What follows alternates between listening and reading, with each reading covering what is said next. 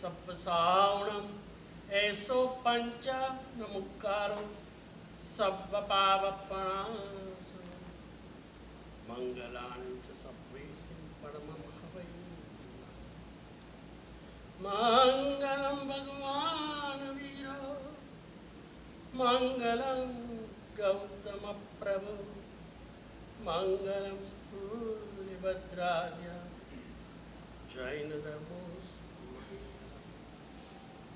अंगूठे अमृत बसे लब्धि तना भंडा श्री गुरु गौतम समरी मनवांछित फलदाता ओंकारं बिंदु संयुक्तं नित्यं ध्यायन्ति योगिनः कामदं मोक्षदं चैव ओंकाराय नमो नमः।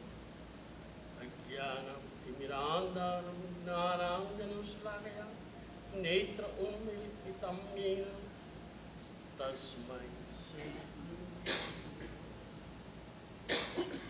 अनुचित कर्मारंभो स्वजन विरोधो बलि यशा स्पर्धा गुरु वचने च विमर्श मृत्यु द्वाराणि चत्वारि।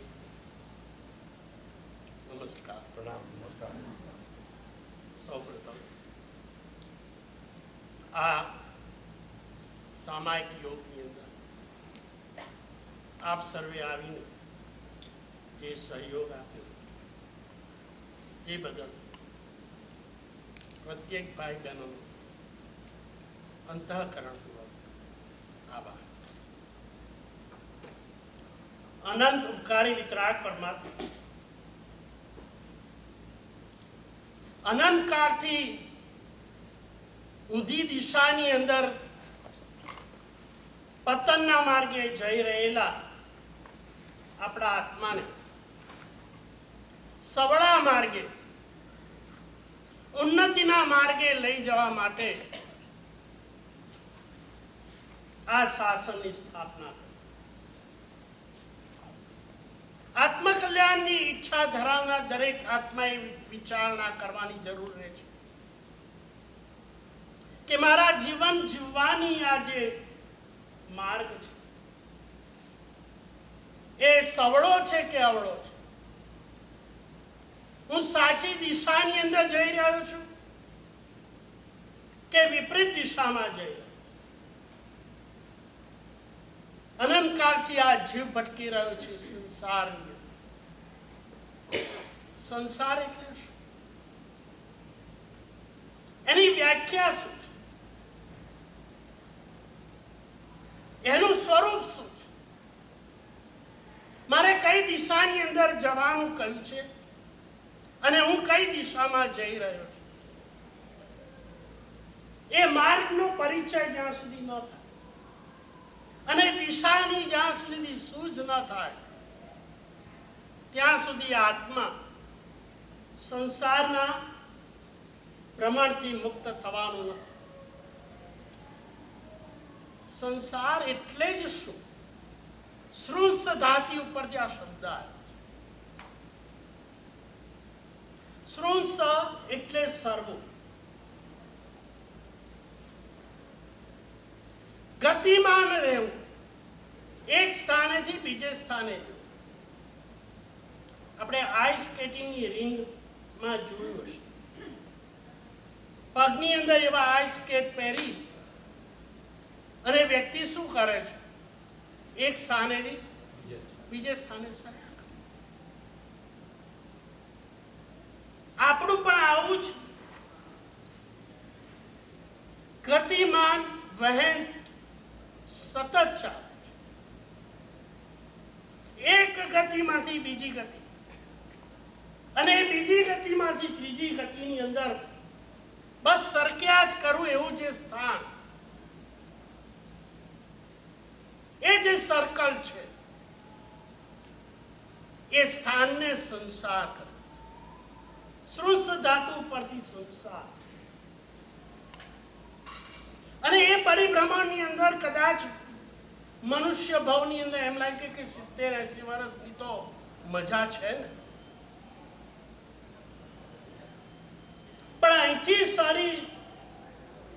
શરીરને જે પૂતગલ દ્વારા, જે પૂતગલના માધ્યમ દ્વારા આપણે મજા માણીએ છીએ, એ પૂતગલ અહીંયા રાગ સ્વરૂપે રહે છે અને એ પૂતગલ દ્વારા કરેલા પાપોની સજા ભોગવવા માટે કોને જવું પડે છે બીજી ગતિમાં?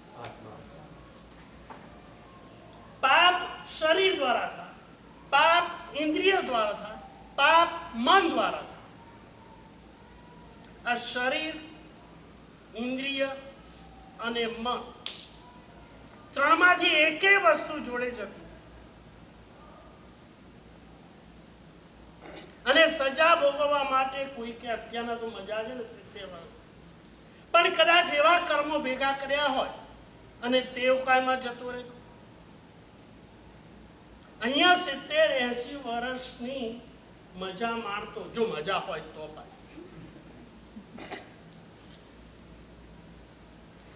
તો તેવ કાયમાં જો જતો રહે એ જીવ, ત્યાં દશા કઈ?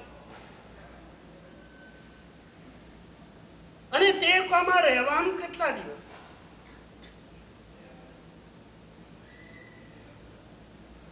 વધારેમાં વધારે કેટલા દિવસ રહેવાનું? ઉમાસ્વાતીજી મહારાજે તત્વા સૂત્રની અંદર આનો જવાબ આપેલો. વધારેમાં વધારે 3 અહોરાત્રિ, ત્યાંથી પછી સરવાનું પાછું.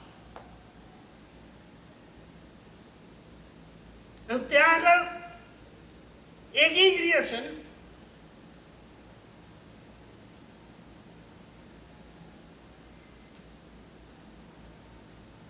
અને ત્યાં આગળ વધારે સ્વકાય સ્થિતિ કેટલી, યોની કેટલી પાછી. આપણે અંગારાની અંદર જન્મ લીધો હોય,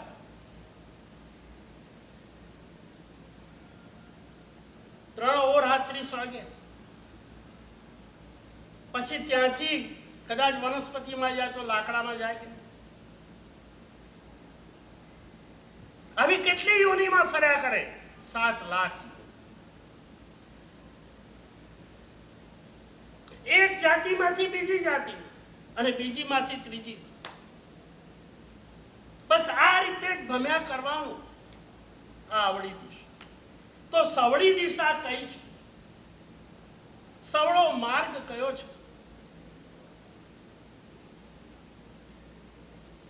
ચૈત્ય વંદન કરીએ છીએ, એમાં જય વિરાય સૂત્ર હોમ મમમ તુઅપ ભાવો ભયવમ, પછી શું આવે છે? ભવનિવ્યો મગ્ગાનુસારી. શું છે આ મગ્ગાનુસારી?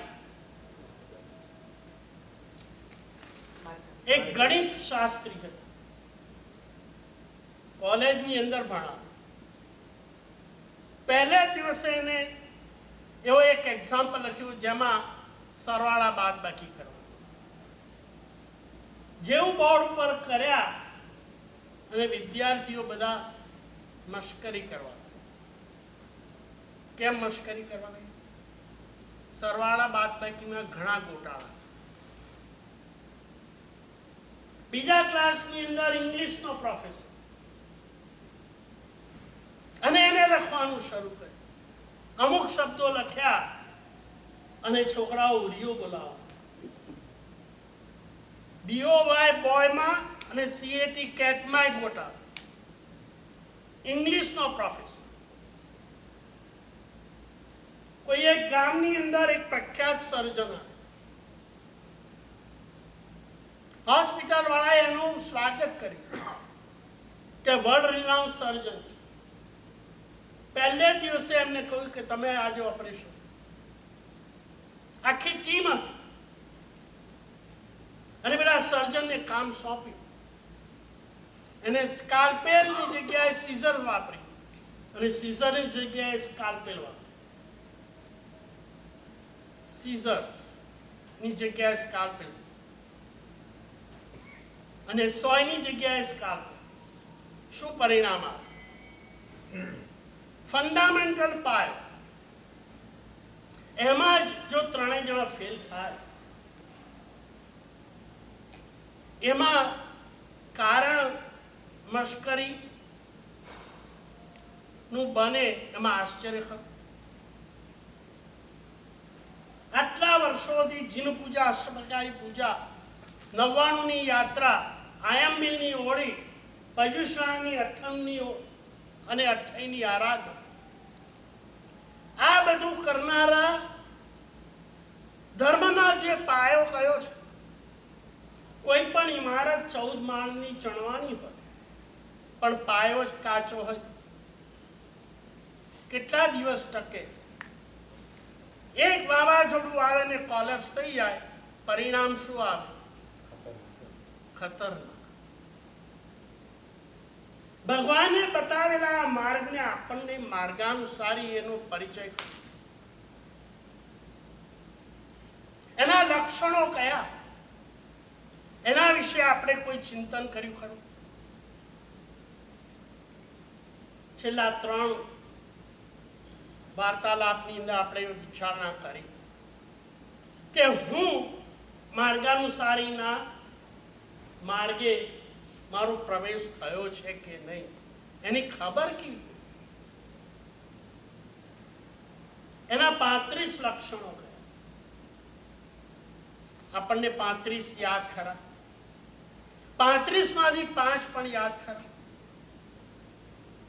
હું વિશેષજ્ઞ છું, હું દીર્ઘદ્રષ્ટિ વાળો છું, મારામાં પરાર્થકારિતા આવી છે, મારામાં વિનય આવ્યો છે ખરો, મારામાં દાક્ષિણ્ય ભાવ છે ખરો? ક્યારે આ બધા ગુણોને જાણવાનો આપણને જિજ્ઞાસા કે અવસર મળ્યો છે ખરો? મોટી મોટી આરાધનાઓ કરનાર જો આ ફંડામેન્ટલ બેઝ જ કાચો હોય તો શું પરિણામ? અને એટલે જ આપણે વિચારણા કરી છે. પહેલા સામાયિકની અંદર એનો પહેલો જ ગુણ કયો? કયા ગુણની આપણે વાત કરી? દયા ગુણ. રાજા ભોજને યાદ કરો, ચોરી કરવા નીકળેલા ચોર, એને રાજા ભોજે શું આપ્યું? સોનાનું કડું આપ્યું. નીકળેલો ચોરી કરવા, ચોરી કરી નહીં, કારણ કે અંતરમાં શું હતું એને?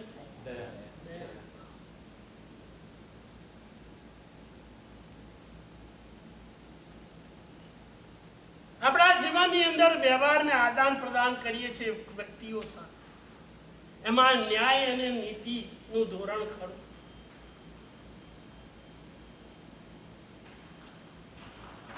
યાદ કરો પેલો હાફૂસની કેરી વેચનારો કિશોર,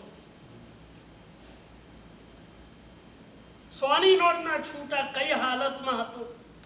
એની માતા હોસ્પિટલમાં, એની બેન મેડ તરીકે મોટેલમાં કામ કરતી. પેલા કરોડપતિ છે 100 ને બદલે 75 લેવા તૈયાર થયા. 100ની નોટના છૂટા આપવા ગયો, પાછા આપવા આવ્યો. રસ્તામાં શું થયું? પણ એના હોસ્પિટલમાં બેડની અંદર ઓશિકા નીચે શું હતું? એનું પરચુરણ આપવા. આપણે આ લેવલની અંદર ન્યાય અને નીતિ ઓબ્ઝર્વ કરીએ છીએ ખરા? અને ત્રીજા ગુણની આપણે વાત કરી કે દુનિયાની અંદર જે વ્યક્તિઓ આપણા સંપર્કમાં આવે છે એ વ્યક્તિઓ પ્રત્યે આપણું વર્તન ઉચિત છે. શરાબી હોય એની સામે આપણું વર્તન કેવું? યાદ કરો, સુંદરલાલ શેઠ રાત્રે 2 વાગે પેલા રિક્ષાવાળાને રિક્ષાનું ભાડું 150 રૂપિયા, એમને કેટલા આપ્યા? 250 આપ્યા. અને એમના પત્ની કમળાબેને બીજા 50 આપ્યા. સામેથી રિક્ષાવાળા પાસેથી શું મળેલું? ગાલી પ્રદાન.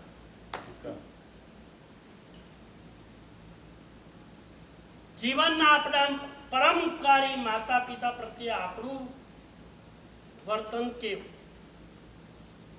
જો આપણે પિતા હોય તો પુત્ર તરફ આપણું વર્તન કેવું હોવું? પડોશી હોય તો બીજા પડોશી સાથે આપણું વર્તન કેવું હોવું? ભાગીદાર પાર્ટનર હોય તો એની સામે આપણું વર્તન કેવું હોવું? તમે સંઘના જો નેતા વડીલ ને આગેવાન હોય તો સંઘના સભ્યો સામે આપણું વર્તન કેવું હોવું જોઈએ? મુસાફરી કરતા હોય ને કમ્પાર્ટમેન્ટમાં આપણી જોડે કોઈ મુસાફરી કરતો હોય એની સાથે આપણું વર્તન કેવું હોવું જોઈએ? કોઈ લૂંટારો હોય એની સામે આપણું વર્તન કેવું હોવું? અરે કોઈ ચોર હોય એની સામે આપણું વર્તન કેવું હોવું?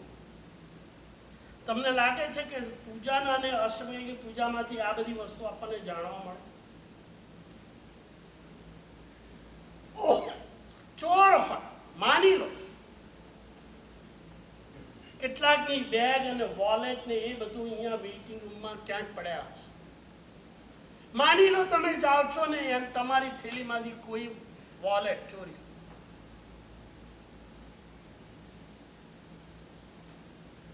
એ વોલેટ લઈને જાય છે, આપણું વર્તન કેવું? અરે બદમાશ, નાલાયક, શું કરે છે? મારી થેલીને કેમ મળી? ધિક્કાર છે તને, એ ચોરી કરવા આવે છે, ભાન નથી તારું છે, કોઈની માલિકીની વસ્તુ લઈ લે છે. પાછો ધીમેથી ના બોલીએ. કેવી રીતે બોલીએ? ઉગ્રતાથી બોલીએ. કેમ ઉગ્રતાથી બોલીએ? બીજા 5 જણા એને ચોરી કરી, જો પેલો ચોર જાય પકડો. અને મોટી ચોરી હોય તો કરી હોય તો શું કરીએ? પોલીસની નોંધ. પાછા ઘેર જઈને શું કહીએ? જે લોકો ન જાણતા હોય કે આ વ્યક્તિએ વોલેટ ચોર્યું છે, ન જાણતા હોય એને પહેલું જઈને ઘરમાં શું કરીએ? અંદર ભરાયું અને ક્યારે આપણે ઉલટી કરી નાખીએ. અને 4 જણા મિત્રો ભેગા થયા હોય પાર્ટીમાં સાંજે 14 તો પાર્ટી જ કરવાની. તો પહેલી વાત કે જાણ્યું તમે પેલો પકડાયો, શું થયું? જવા દો ને વાત. તો પછી જવાબ દેવી તો પછી આગળ ચલાવી શું કરો? અને ચલાવવાની નથી તો શરૂ શું કરાવે? પેટની અંદર સારી વસ્તુ કરતા છે ને કડવી વસ્તુ જલ્દી બહાર નીકળી. શું અનુભવ બોલો? મારો પ્રશ્ન એ છે કે પેલા એ વોલેટ ચોર્યું એ સામે આપણો અભિગમ કેવો?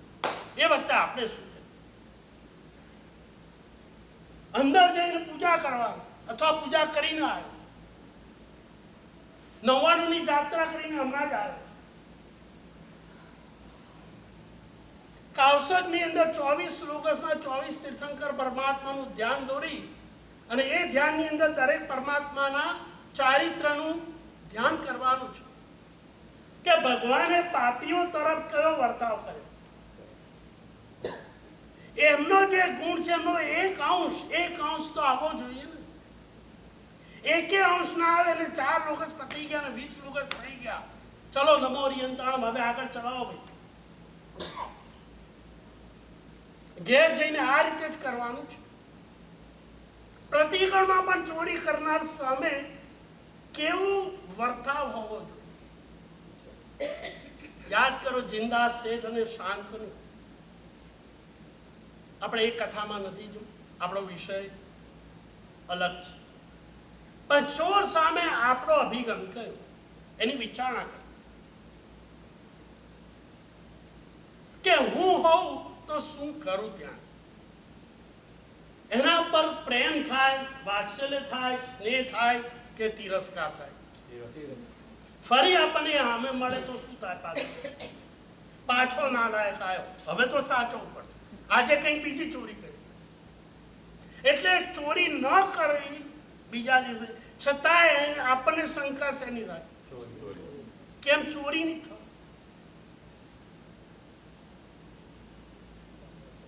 આજે કદાચ ચોર હોય, ત્રીજે દિવસે કેવળ જ્ઞાની પણ હોઈ શકે કે ના હોઈ શકે? દ્રઢ પ્રહારી હત્યા કરી, પીડા કરો અઘો. રહેણીઓ ચોરી કરીને ભાગતો અને રહાણીઓ મુનિ બનીને. આ શાસન કેટલું વિરલ છે, પાપીઓને પણ ઉગારે, અને પાપીઓ પ્રત્યે આપણો અભિગમ કેવો છે. અને ભગવાને શું કહ્યું? પાપીને તું પ્યાર કરી, પાપીનો ઉદ્ધાર થશે, તારા નામે જૈન ધર્મનો દુનિયામાં જય જયકાર. આ પંક્તિઓ શું આપે? કોઈ વ્યક્તિ, માણસ, જીવ પાપી હોતો નથી, એની વૃત્તિઓ પાપવાની. તમારે લડવું હોય તો એની વૃત્તિઓ સામે, અને વૃત્તિઓ રૂપી છે કે અરૂપી? તો અરૂપી એવી વૃત્તિઓ સામે રૂપી એવા માણસ સામે શું કરા લડો?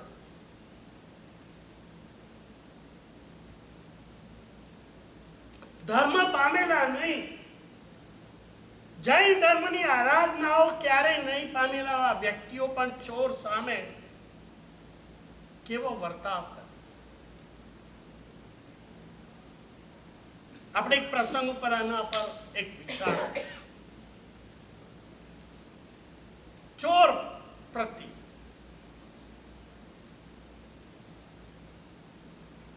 ઓગણીસો 45-46 ના સમયની આ વાત. વિન્સ્ટન ચર્ચિલનું નામ સાંભળ્યું છે, બ્રિટનના પ્રાઇમ મિનિસ્ટર. અને વર્લ્ડ વોર પછી બ્રિટનની અંદર, લંડનની અંદર એક મહાસભા બની, અને એ મહાસભાની દુનિયાના, આખી દુનિયાના બધા જ રાષ્ટ્રોના જે રેપ્રેઝેન્ટેટિવ ડેલિગેટ્સ, એ બધા ડેલિગેટ્સને આમંત્રણ. હવે આ ડેલિગેટ્સ એટલે ડિગ્નિટરી, કઈ લેવલના માણસો બધા ભેગા થયા? સામાન્ય માણસ તો હોય નહીં. લગભગ ડેલિગેટ્સ બહુ જ ઊંચી કક્ષાના, અને એ દેશના રેપ્રેઝેન્ટેટિવ હોય તો એની અંદર એની કાર્ય કીર્તિ કેટલી ઉચ્ચ પ્રકારની હશે, બરાબર છે? કેટલાક તો બધા બહુ ધનિક કુટુંબોમાંથી આવતા હશે, તો જ રાષ્ટ્રે એમને ઇલેક્ટ કર્યા. અને એ રીતે મહાસભા ભરાય, અને વિન્સ્ટન ચર્ચિલે વિચાર્યું કે આટલા બધા રાષ્ટ્રોના જે રેપ્રેઝેન્ટેટિવ ડેલિગેટ્સ આવવાના, એમનું ભવ્ય સ્વાગત થવું જોઈએ. એટલે એમના સ્વાગત માટે પહેલે દિવસે એક આયોજન સમારંભ, ડિનર, ભોજન સમારંભ, કે રાષ્ટ્રના જુદા જુદા રાષ્ટ્રના બધા રેપ્રેઝેન્ટેટિવ આવે, એમના માટેની તૈયારી, જમણવાર કેવો હોય. એક સામાન્ય એક રાષ્ટ્રપતિ આવવાના હોય, સામાન્ય ડેલિગેટ, તો પણ એને જમણવારની અંદર કેટલો દબદબા પૂર્વક. આ તો બધા જ રાષ્ટ્રોના ડિગ્નિટરીઝ અને મહાસમારંભ મોટા હોલની અંદર, બ્રિટનની અંદર પાર્લામેન્ટની અંદર જે સૌથી મોટો હોલ હતો, એને એટલો બધો શોભાયમાન કરી, આકર્ષક બનાવી, એના જમણ, એના ડિનરનું આયોજન. અને આ બધા ડિગ્નિટરી માટેની બધી વાનગીઓ તો શ્રેષ્ઠ હોય, પણ પીરસવાના પાત્રો પણ કેવા હતા ખબર છે? સોના ચાંદીના મળેલા. એવું સ્વાગત કર્યું કે બ્રિટનની શાન શોભા. This was an opportunity for the people in the other country know how Britain is, how rich. અને એમાં વિન્સ્ટન ચર્ચિલ જ્યારે રાષ્ટ્રપતિ પોતે આ ડિનરનું આયોજન કરતા, એટલે એમાં કોઈ ખામી રહે. અને એમને પીરસાયું શેમાં?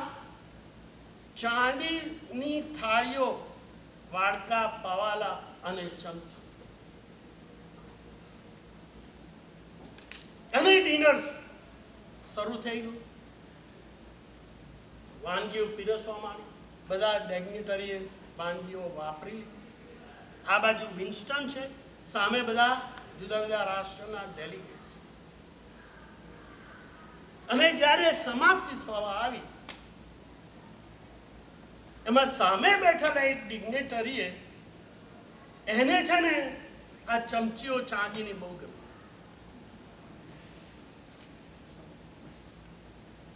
એટલે ધીમે રહીને એક ચમચી જે ચાંદીની એના સુટકેસના ગજવામાં મૂકી દીધી. અને એ જ વખતે વિન્સ્ટન ચર્ચિલની દ્રષ્ટિ ક્યાં પડી કે પેલો ડેલિગેટ ચાંદીની ચમચી એના ગજવામાં શોખ થઈ જાય કે આ સભાની અંદર રાષ્ટ્રના જે સૌથી ઉચ્ચ કક્ષાના અને ઉચ્ચ કક્ષાના એને સામાન્ય નિયમો તો જાણતા જ હોય. એક સામાન્ય માણસ કોઈને કંઈ જમવા ગયો હોય તો ચમચી ગજવામાં મૂકી ગમે તેટલી સારી હોય.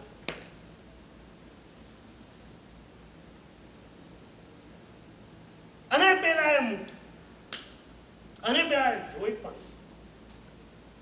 હવે વિચાર કરો કે વિન્સ્ટન ચર્ચિલની જગ્યાએ આપણે હોય તો શું? પહેલા તો વિચાર આઈ મોટી સભામાં ક્યાં તો મોટેથી બોલે, ક્યાં તો મનમાં વિચાર, એમાંથી એક કરે. એના પ્રત્યે શું થાય? પ્રેમ થાય, સ્નેહ થાય કે મોટેથી ચકચાર કરાય, બધાને ખબર પડે એ ના શું કરે ચમચી મૂકે. એટલે આખી સભામાં જે 300-400 હોય ડિગ્નેટર બધાને ખબર પડે કે આ રાષ્ટ્રનો કોણ છે, કેમ અહીં આવ્યો, ગજવામાં ચમચી મૂકી દીધી, ચોર છે.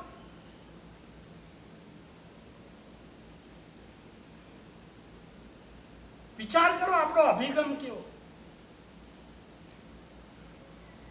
કોઈને આઈડિયા, સજેશન, પ્રતિક્રમણ કરનારા, સામાયિક કરનારા, પૂજા કરનારા, 99 યાત્રા કરનારા, અંદર કેટલો કષાય આપણો રહ્યો છે અને કેટલો ગયો છે એનું આ ટેસ્ટ પેપર.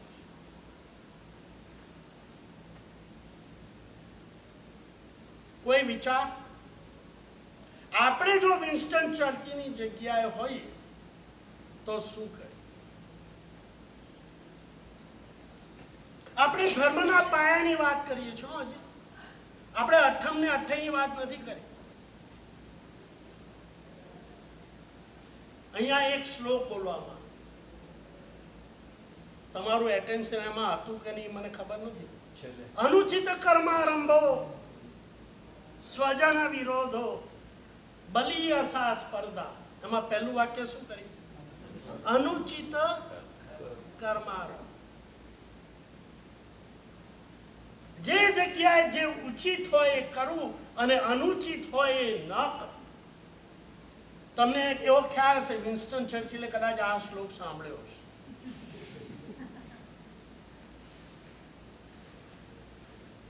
ફંડામેન્ટલ આપણે આ ધર્મ હજી આપણે પચાયો ના હોય.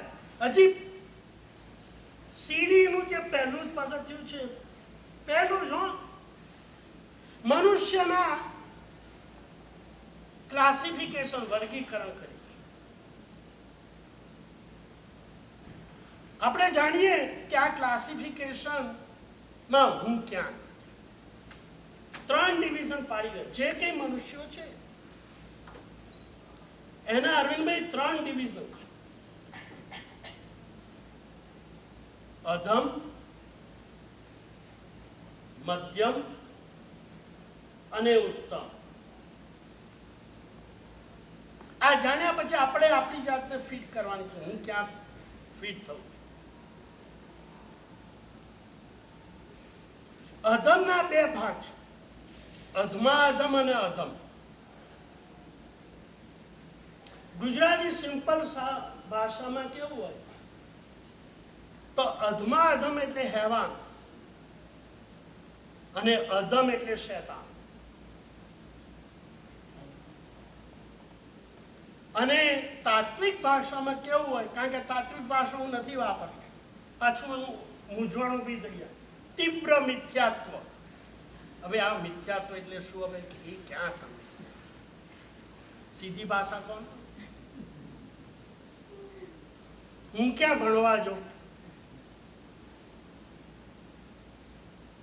તીવ્ર મિથ્યાત્વ એ કેટલામું પગથિયું?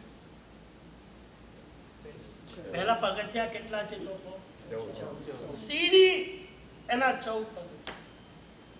કેમ 15 નહીં ને 13 નહીં ને 14? ક્યાંથી લાયા? કારણ કે 14મી એ સકળ કર્મનો ક્ષય થઈ મુક્તિપુરી જવા માટેની પ્રેપરેશન, એ 14મી પગથિયું હવે થઈ ગયું. એ અહીંયા જ થાય હો. અને પછી આયુષ્ય કર્મ તૂટે એટલે ઉપર જવા. એટલે 14મું અયોગી કેવડી મન વચન કાયા યોગ એ 14મી હોય એ જ્યારે છૂટે એટલે મોક્ષ. પણ પહેલું પગથિયું કયું? તો પહેલું આ તો આ શેતાન અને હેવાન ક્યાં આગળ આવે? અધમા અધમ એટલે પહેલું. પણ ફરક શું અધમા અધમ અને અધમ વચ્ચે? શું ફરક? અધમા અધમ અને અધમ બંને પહેલા મિથ્યાત્વના પહેલા જ પગથિયું. હજી મધ્યમ પણ બે ભાગમાં વહેંચી છે. પણ પહેલાની અંદર મેં વાત કરી ને, અધમની અંદર પહેલું પગથિયું અને મધ્યમમાં પણ પહેલું પગથિયું. તો ફરક શું? તો તીવ્ર મિથ્યાત્વ હોય એ પણ પહેલું પગથિયું, જે અધમમાં. શૈતાન અને હેવાનમાં ફરક એ છે, કશું ના પ્રાપ્ત થવાનું હોય ને તો પણ કોઈના પ્રાણ લે. કશું મેળવવાનું નથી છતાંય શું કરે? તીવ્ર ક્રૂરતા જ્યાં આગળ પડી હોય અને પ્રાણ લેતા બિલકુલ બિલકુલ મનનો હિચકટાટ. એ કોણ કહેવાય? હેવાન. દાખલા તરીકે તમે નામ સાંભળીએ કૌંસ. બિલકુલ ઘાતક તીવ્ર હિંસા ક્રૂરતાથી એ એમ માનતો તો મેં 7 નાના જન્મ તાજા જન્મેલા છોકરાઓને ભીત ઉપર માથું પછાડી એનો ઘાત કરતો હતો, એવું એ માનતો. અને જૈનેતર જે સાહિત્ય છે એમાં આવું વર્ણન છે. જૈન સાહિત્યમાં જુદું વર્ણન. ફરક એટલો કે જૈન સાહિત્યમાં કે જે 7 નાના જન્મેલા તાજુ શિશુને એમનું માથું ભીત ઉપર પછાડી જે મારતો હતો એ 7 જીવતા નહોતા, પણ કેવા હતા? જન્મેલા બાળકો જ મૃતક. ત્યાં જ એ સુલસાના એને બાળક જે થતા હતા બધા કેવા થતા હતા? મરેલા. અને દેવકી જે છે કૃષ્ણ ભગવાનની મહારાજાની જે માતા, એને જે 7 થતા ને કેવા થતા હતા? જીવતા થતા. એટલે પેલો હરિંગમિષી દેવ શું કરતો હતો? સુલસાનું જે મૃતક દેહ હતો, જે મરેલું બાળક જન્મતું એને લઈ અને દેવકીના પાસે લઈ જાય, અને દેવકીનું જે જીવતું બાળક હતું એ સુલસાને. એટલે પેલા કંસ જ્યારે આવે જેલની અંદર, એને ખબર પડે બાળકનો જન્મ થયો છે, એટલે ત્યાંના જે રક્ષકો હતા એ જે પેલું તાજું જન્મેલું કંસને આપે એ પહેલા શું થઈ ગયું હોય? ટ્રાન્સફર થઈ ગયું. પેલો એ માને કે હું કોને મારું છું? પણ એના મનની મોટા ભાગનું પાપો કોણ કરે? શરીર કરે છે, ઇન્દ્રિય કરે છે કે મન કરે?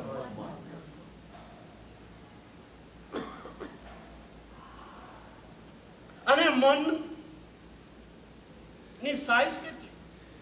કોઈ પ્રશ્ન નહીં. તમારા મનની સાઈઝ કેટલી? શરીરની સાઈઝ તો બધાને ખબર છે, પણ મનની સાઈઝ કેટલી?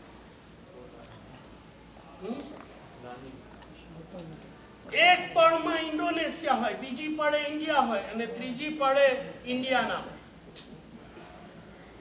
બોલો આ કટાશમાં પર બેઠા બેઠા ત્રણેય જગ્યાએ મનને પહોંચાડી શકાય કે નહીં? હવે ઇન્ડોનેશિયા ને ઇન્ડિયાનાનું ડિસ્ટન્સ કેટલું? છતાંય જઈ શકાય નહીં, કોઈ રોકટોક વગર. હવે કોની સાઈઝ વધારે, શક્તિ કોની વધારે? મનથી પણ પેલો કાર સૌરિક રોજ 500 પાડાનો ઘાત કરતો. કેટલા રોજ? 500. એકે પાડો મરતો નતો. કુવાના પાણીની અંદર એનો આકાર બનાવી પાછો ઘાત કરે. આ ક્રૂરતા કહેવાય, તીવ્ર ક્રૂરતા. આને કયો? હેવાન. કશું મળ્યું નહીં. શું મળ્યું? તો શૈતાન કોને કહેવાય? કોઈ પણ વસ્તુ સામે મળવાની હોય એના માટેનો જે હિંસક ઘાત કરે. પેલાને કશું મળવાનું નથી અને છતાં હિંસા કરે. કોઈ કશું મળવાનું હોય ને તમે પાપ કરો તો હજી કદાચ, પણ કઈ મળવાનું જ નથી અને છતાંય પાપ ચાલે.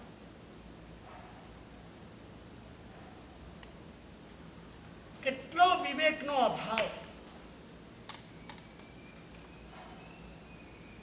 તો પેલાને શૈતાનને કશું મળવાનું નહીં. દાખલા તરીકે કોણી, આ કોણી તે જ ભગવાન મહાવીરનું સામયિક કરે અને આ જ કોણી કે વિચારો ઇતિહાસની અંદર વધારે ભયંકર યુદ્ધ માં માનવનો સંહાર થયો હોય જેની નોંધ શાસ્ત્રકારોએ લીધી, એ યુદ્ધ કરનાર કોણ? કોણી. 1,80,00,000 માનવનો સંહાર. શેને કારણે? કુંડળ અને પેલો હાર અને સચેનક હાથી. આ 3 વસ્તુ શ્રેણિક રાજાએ એમના પુત્ર હલ્લ વિયલને આપેલા અને કોણિકને આખું રાજ્ય. પણ કોણિકની પત્ની પદ્માએ કહ્યું કે આ વસ્તુ જે હોય જેની પાસે એ અજય બની, હંમેશા વિજય થાય. ક્યારે હારે? એટલે આ વસ્તુ કોની પાસે હોવી જોઈએ? પદ્મા રાણીએ હટ કરી. કોણિકને કહું અત્યારે મારે જોઈએ પાછું. એક વ્યક્તિનો હઠાગ્રહ ક્યાં લઈ? કોણિકે આદેશ આપ્યો. કોણે? વલ્લભીએ પોતાના ભાઈઓને કે મને તમને મળેલો સચેનક હાથી અને હાર અને કુંડળ મને આપ, નહીં તો યુદ્ધ માટે તૈયાર. તને આખું રાજ્ય પિતાજીએ આપ્યું છે, અમને આ 3 વસ્તુ આપી છે, એમાં અમને સંતોષ છે. પણ અંદરની જે ક્રૂરતા છે એ ક્રૂરતાનું એક પરિણામ એ આવે છે કે વિવેક ગુમાવે. ભગવાન મહાવીરના સામૈયા વખતે જે વિવેક હતો એ વિવેક કોણિકે ગુમાવે અને ભયંકર હિંસા થઈ. 1 કરોડ ને કેટલા? 80 લાખ માનવોનો સંહાર થયો. આ શું કહેવાય? શૈતાની. પરિણામ શું આવ્યું? પરિણામ શું આવ્યું? છઠ્ઠી નારકી.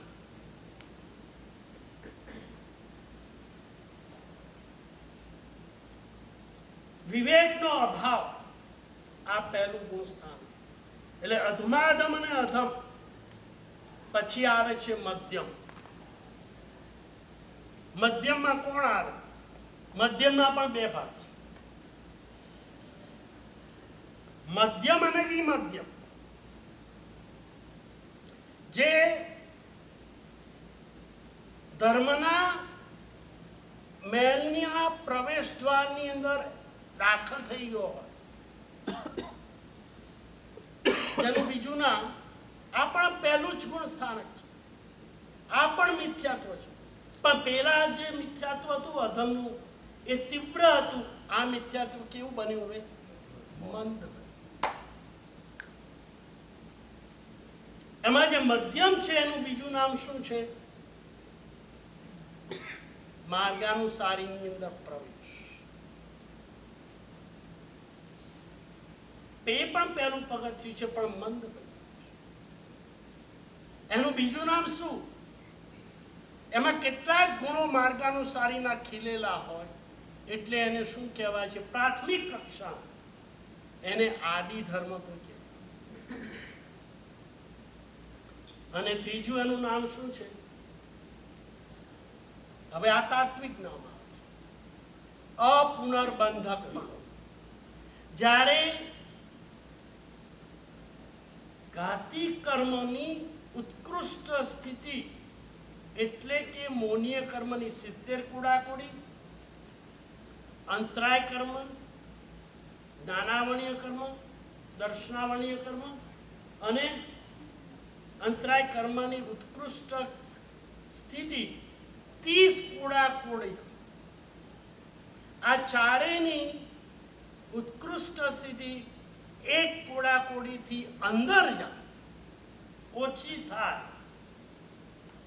ત્યારે, અને ફરીથી પાછી 1 થી વધવાની નથી, એટલે અપુનર્બંધક.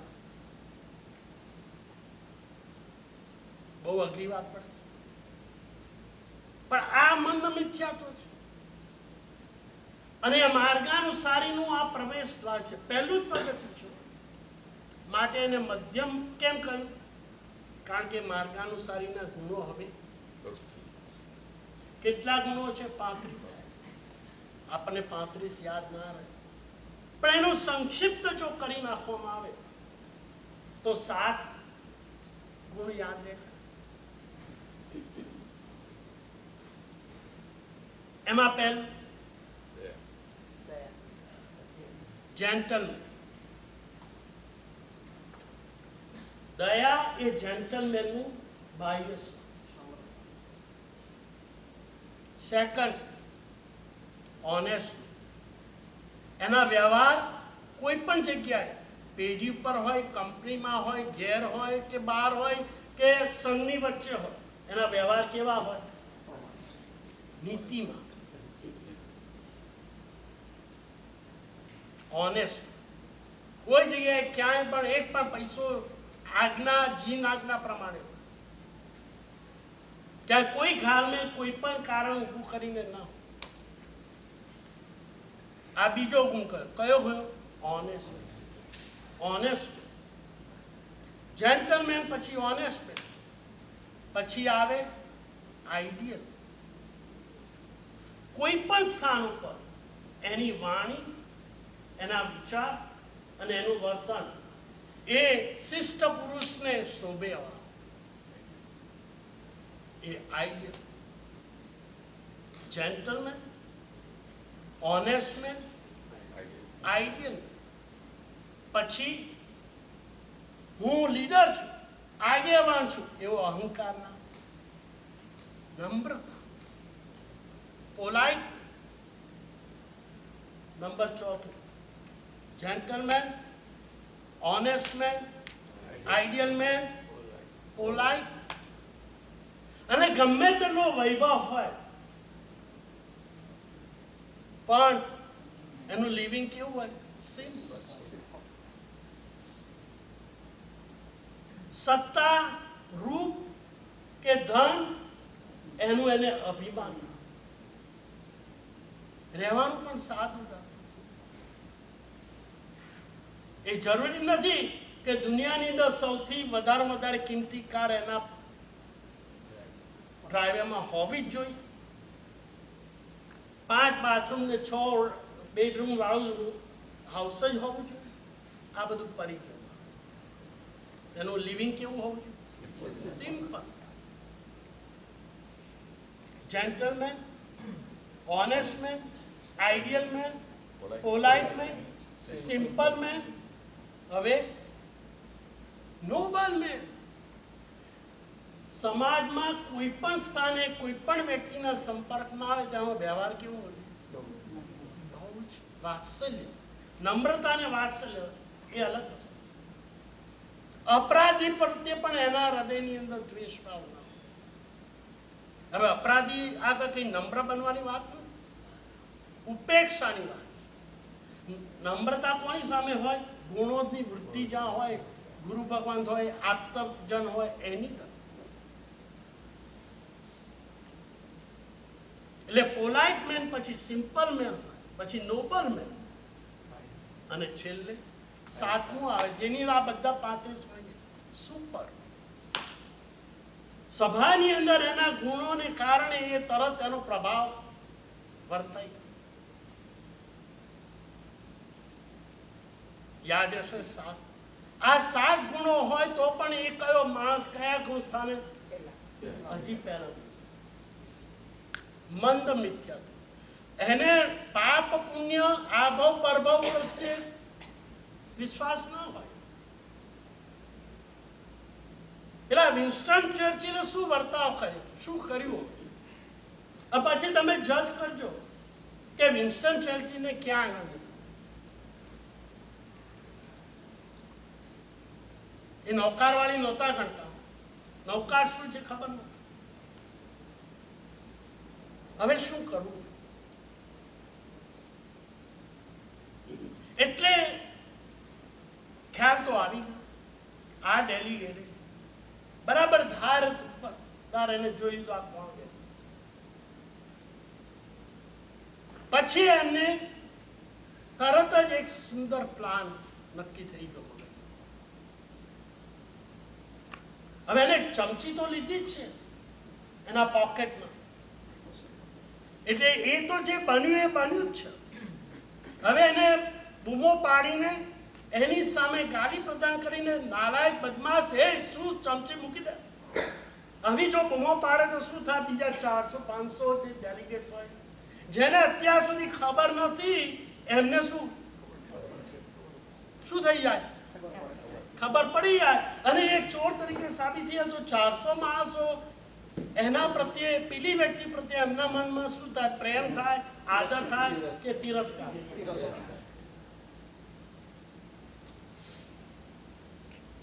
અલ્પેશભાઈ શું કરવું?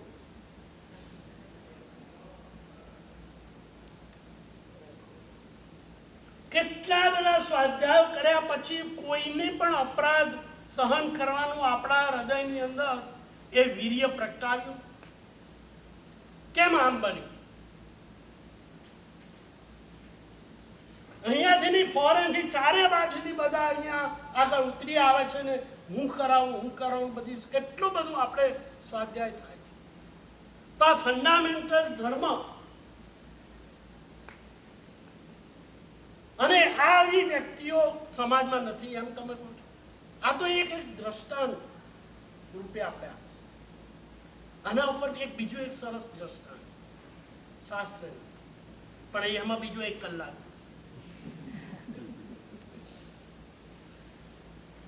એટલે એની અંદર હું જતો નથી. શરૂઆત કરીશ તો પૂરું જ કરવું પડશે.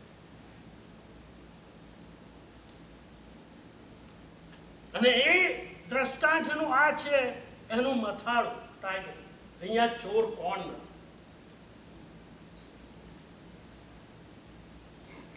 1 કલાક આપો તો હું એનું શરૂઆત કરું, પણ હું નહીં કરું. પાછું કોઈના હૃદયના ધબકારા વધે.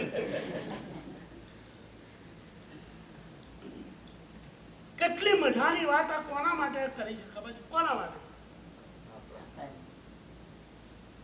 કે આ મનુષ્ય ભાવની અંદર મિથ્યાત્વને મંદ કરવાના ચાન્સીસ બીજી કોઈ પણ ગતિ કરતા વિશેષ છે.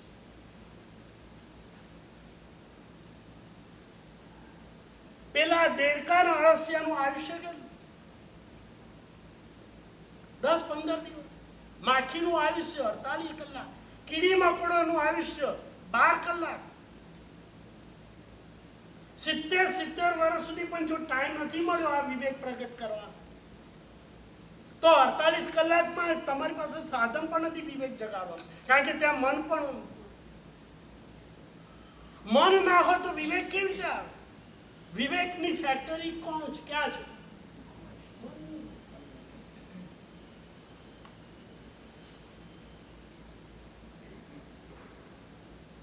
શું કર્યું આ વિન્સ્ટન ચર્ચિલ? એને જો કે એ વ્યક્તિ તો છે અને એના ગજવામાં શું છે? ચાંદીની અને એ યોગ્ય નથી કે બધા રાષ્ટ્રોના આગેવાનો ડિગ્નિટરી બધા હોય અને આવો કોઈ સમારંભ હોય અને એમાંથી કોઈ વસ્તુ ચોરીને ઘેર જાય. આજે એક વસ્તુ ચોરે, કાલે ચોરી અને બીજા કોઈ પણ દોષ અને અપરાધનો મુખ્ય પ્રોબ્લેમ શું છે? એક વખત દોષ શરૂ થઈ જાય છે ને પછી દોષો છે ને હંમેશા વૃદ્ધિ, એટલે એને મૂળમાંથી જ કાપી નાખે. એટલે હવે વિન્સ્ટન ચર્ચિલે શું કર્યું? હું વાતને બહુ લંબાવતો, તમારી ધીરજ કે હવે મને કોને હવે શું થયું. પછી ઘેર જઈને ભૂલી ગયા. કોઈ પૂછે શું કર્યું, એ તો કંઈક કહેતા હતા. પણ આ સાંભળીને હવે જીવનમાં કોઈ પણ જગ્યાએ કોઈ પણ સ્થાને આપણાથી કોઈ વિરુદ્ધ હોય, કોઈ અપરાધી લાગતો હોય, એની સામે મારે કેવો વર્તાવ? એ અપરાધ કરશે એ જાણે, એના કર્મના ચોપડા ની અંદર એ લખાશે. મારા ચોપડા શું કરવા બગાડવાની જરૂર? કોઈનો ચોપડો આડો અવડો હોય ને બગડેલો હોય એટલે આપણે આપણો બગાડ.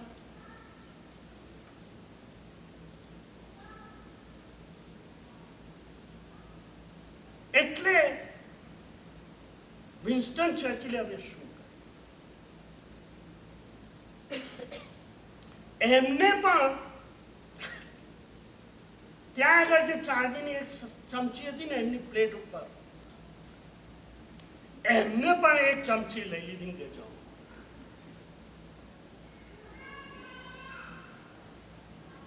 આ કેટલું અજુગતું લાગે છે.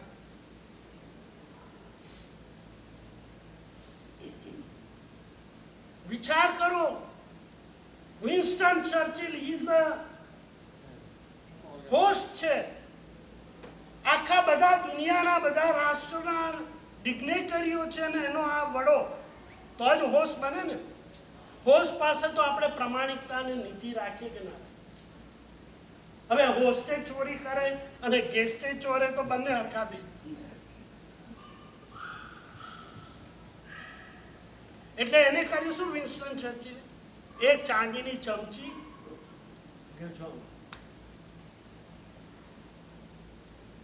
અને પછી આખું બધું 400 માણસોનું ટોળું હતું. સમારંભ પતી ગયો એટલે બધા શું કરે? પાર્ટી પતી આપે, બધા એકબીજા મળે કરે. હો તમે કયા કન્ટ્રીના? તમે કારણ કે પહેલી વખત બધા કન્ટ્રીના માણસો વર્લ્ડ વોર પછી ભેગા થયેલા.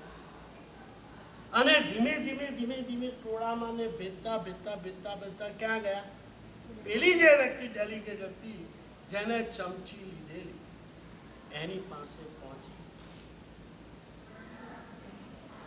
અને એના કાનની અંદર જઈને વાત કરી કે જમણવાર તો બહુ સરસ, વાનગીઓ તો શ્રેષ્ઠ હતી. અરે વાનગીઓ શું, આ જે પાત્રો આપ્યા છે ને, થાળી ને વાડકા ને ચમચીઓ, એ પણ બહુ અતિ સુંદર અને આકર્ષક. અને મને તો ચમચી એટલી બધી ગમી. આ કોની સાથે વાત કરે? Winston Churchill. મને તો એટલી બધી ગમી, મેં એક ચમચી લીધી. પણ હમણાં જ મને ખબર પડ્યા છે કે આટલી બધી મેદીની વચ્ચે આટલી બધો કિંમતી શોભા અને આટલા બધા કિંમતી પાત્રો આપ્યા છે, એમાં જે મેઇન ગેટ છે ને ત્યાં આગળ 4 સિક્યોરિટી વાળા સ્પેસ છે. અને એ સિક્યોરિટી અહીંથી જે કંઈ બહાર નીકળશે ને બધાના ગજવા તપાસ. એવા ન્યૂઝ મળ્યા છે. મને તો ચમચી બહુ ગમી ગયેલી એટલે મેં લઈ લીધી. પણ આ સમાચાર મેં સાંભળ્યા ને એટલે હું તો આ ચમચી પાછી.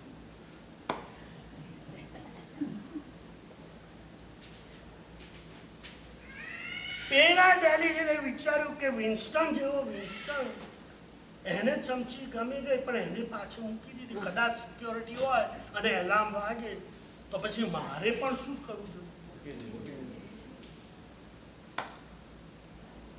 એટલે પેલા ડેલિગેટે શું કર્યું? પાછી. વિન્સ્ટન ચર્ચિલનું શું ઓબ્જેક્ટિવ શું હતું? પેલા પાસેથી. અને આ વાત કોણ જાણે? માત્ર 2 જગ્યા, જેને લીધી છે એ અને વિન્સ્ટન ચર્ચિલ. બીજા કોઈને આ વાતની ખબર પડી ખરી?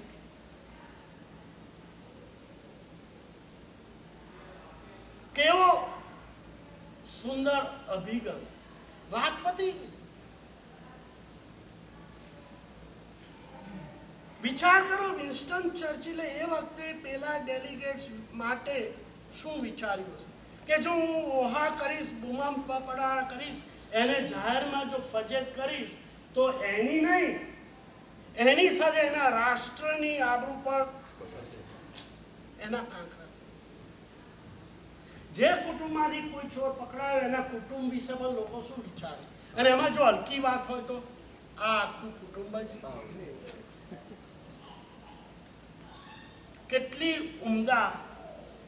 હવે એને અસમયે પૂજા કરવાનું વિન્સ્ટન ચર્ચિલ નથી. આપણે વાત કરીએ છીએ મંદ મિથ્યાત્વ, એના માટે કોઈ આરાધના થાય કે ના થાય એની વિશિષ્ટતા અહીંયા નથી કરી. ફંડામેન્ટલી વાત કરી પેલા માર્ગાનુસારીના 35 એમને આ પહેલો ગુણ, મેં હજી આ વાત નથી કરી, ચોરી કરનાર પ્રત્યે માર્ગાનુસારીનો જે ગુણ હોય એ ગુણ જેને પ્રાપ્ત કર્યો હોય એનો અભિગમ કેવો. હજી તો વાત કરવાની છે આપણે લૂંટારા પ્રત્યે કેવી રીતે વર્તાવ કરીશું, આપણા માતા પિતા પ્રત્યે આપણો ઔચિત્ય છે.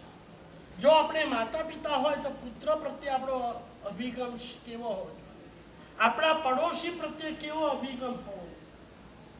આપણે જો કોઈ સંસ્થાના લીડર હોય, આગેવાન હોય, તો એ સંસ્થાના સભ્યો પ્રત્યે આપણો અભિગમ કેવો હોય. અરે આપણો દુશ્મન હોય, આપણો જાન લેવા સુધીની એને ચેષ્ટા કરી હોય, એ જો મળી જાય અમીરભાઈ, તો એની સામે આપણો અભિગમ કેવો હોય. આ દરેક ઉપર એક એક કલાકની 2 કલાક બોલું. આપણે તો વાત કરી કે આપણા ચોર પ્રત્યે આપણો અભિગમ, એનું કારણ કેમ? તમે એમ કહો છો કે અપરાધી પ્રત્યે આ અભિગમ કેમ? આ તમે સૌ સમાન છો, નિધાન છે સુખ કંદ, સિદ્ધ તણાસા ધાર્મિક સૌ, સત્તાએ ગુણવંત. જ્યાં જ્યાં આત્મા છે ત્યાં અનંત અનંત ગુણ. કદાચ આજે ચોર હોઈ શકે, લૂંટારો હોઈ શકે, ખૂની હોઈ શકે, દારૂડી હોઈ શકે, જુકારી હોઈ શકે, શરાબી હોઈ શકે, દુશ્મન હોઈ શકે, હિંસક હોઈ શકે, પ્રાણઘાતક હોઈ શકે, નિંદક હોઈ શકે, પણ આવતીકાલની શી ખબર છે?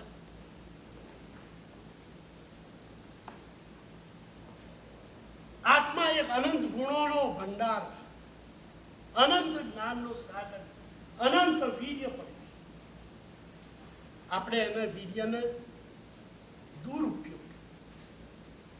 વિચાર કરો, કોઈ પણ કશાય જ્યારે આપણે કરીએ છીએ ને ત્યારે વીર્ય વપરાય છે. ડાયજેસ્ટ કરીએ છીએ ને આપણે ફૂડ, તો સ્ટમકની અંદર રહેલો એસિડ વપરાય છે, પેદા થાય છે પણ વપરાય. બસ એક જ વાત અહીંયા આગળ આ મુદ્દા ઉપર છે કે કોઈ પણ સંયોગોમાં કોઈ પણ અપરાધી પ્રત્યે આપણા દિલની અંદર તિરસ્કાર અને ધિક્કાર ન થવો જોઈએ. જો એવું બને તો આપણે આજે પહેલા પગથિયાના મંદ મિથ્યાત્વ સુધી આવ્યા છે. અને મંદ મિથ્યાત્વના 2 ભાગ કયા? મધ્યમ અને વિમધ્યમ. મધ્યમ એને કહેવાય જેમાં મધ્યમ મંદ મિથ્યાત્વ પડ્યું છે, અને વિમધ્યમ એને કહેવાય જે ચોથા પગથિયે ચડી. આપણે ચોથા પગથિયાની વાત નથી કરતા, એના માટે તો 12 મહિના છે. બસ વિતરાગના માર્ગની આ રીતે જે પહેલું જ પગથિયું છે એની અંદર રહેલા જે આપણને ગુણો બતાવ્યા છે, એમાંના ગુણોનો કંઈક અંશ આપણા જીવનની અંદર આવે અને માર્ગાનુસારી માર્ગની અંદર આપણે ક્રમશઃ પ્રગતિ કરતા રહીએ. એ જ પ્રાર્થના, અભ્યર્થના, વિતરાગની આજ્ઞા મારાથી કંઈ પણ કહેવાય. તમારા સૌની સાક્ષી.